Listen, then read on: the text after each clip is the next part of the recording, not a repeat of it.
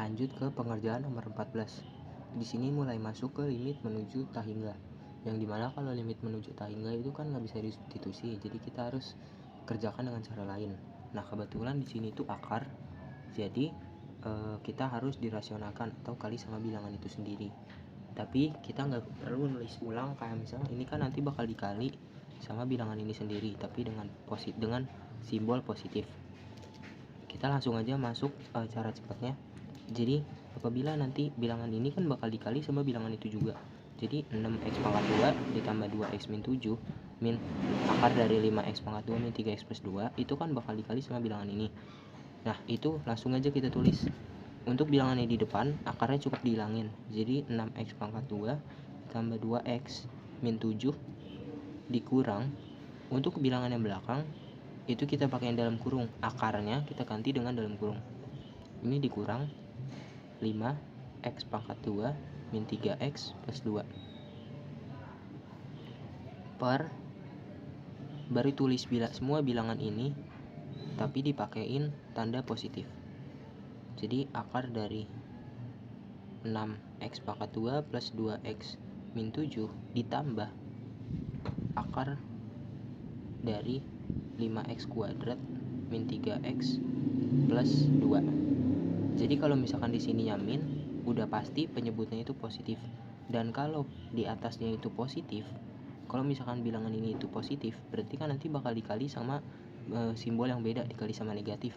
Positif dikali negatif kan bakal negatif kan hasilnya. Dan nanti penyebutnya juga bakal negatif gitu. Jadi mau penyebut atau pembilangnya itu positif atau negatif, dia bakal positif terus, bakal negatif terus, sorry. Nah, udah kayak gini langsung kita operasikan. Karena di sini ada yang pangkatnya sama, x-nya pangkatnya sama, jadi langsung aja 6x pangkat 2 dikurang 5x pangkat 2. 6 dikurang 5 berarti sisa 1 x pangkat 2. Terus setelah itu 2x dikurang min 3x, berarti kan 2x dikurang min, berarti jadi plus. 2x ditambah 3x sama dengan 5x. Min 7 dikurang 2, berarti jadi min 9. Setelah itu bawahnya, biar gak bingung, misal gak mau bingung ditulis ulang dulu aja. 6x pangkat 2 ditambah 2x kurang 7 ditambah akar dari 5x pangkat 2 min 3x plus 2. Sebenarnya dari sini kita nggak perlu nulis yang bawah buat ngedapetin hasil dari cara cepat.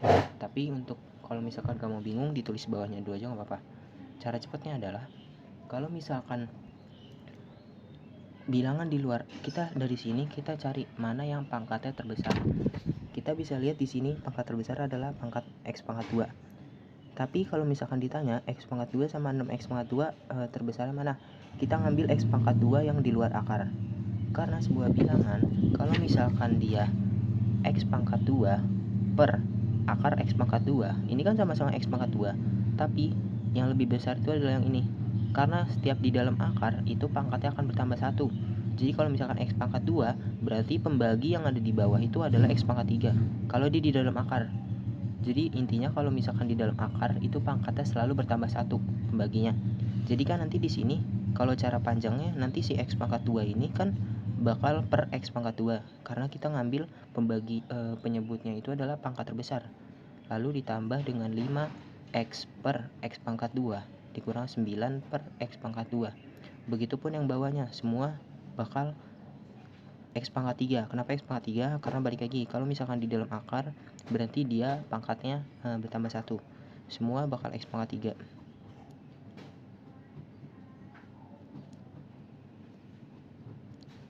Nah, kita lihat di sini pangkat terbesar x pangkat 2.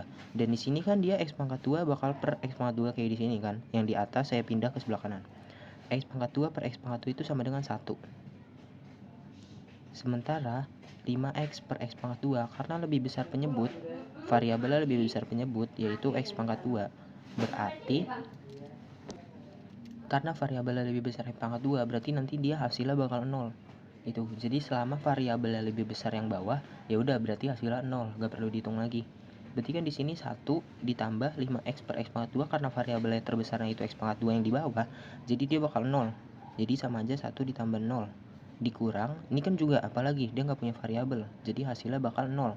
Berarti 1 tambah 0 dikurang 0 per, begitupun dengan yang di dalam kurung.